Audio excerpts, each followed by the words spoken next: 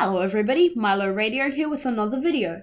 Today I'll be discussing satisfaction in video games, which I think is an issue that doesn't get addressed nearly enough.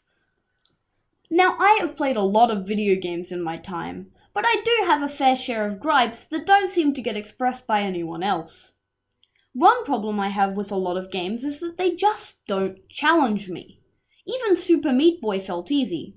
Sure, I did die a lot, but it just ended up feeling repetitive and became how much time will it take me to make a total fluke. There wasn't skill in dodging enemies, just hoping that this time they didn't fly into your face. But there is one thing that I still find satisfyingly challenging. This is what I call an impossible room. Let me give you an example. You're standing before a doorway and you're on 1 health from your previous fight. You walk into the next room and get completely obliterated. You respawn just outside the door, back on 1 health, with no way to restore it. You could go back and find another health pack, but no. You're going to do this your way. The only way you're going through this is through that room. These sorts of challenges require a lot of skill to surmount, as the only way to get through is to dedicate the room to memory and learn exactly when to attack, when to dodge, and when to shoot. Even then, it still requires you to adapt on the fly and sharpen your reactions to a point. A great example of this comes from Hyper Light Drifter.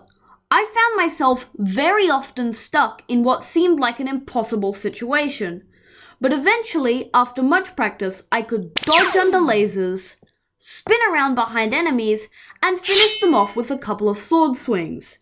Then dodge more lasers, and then slice more enemies.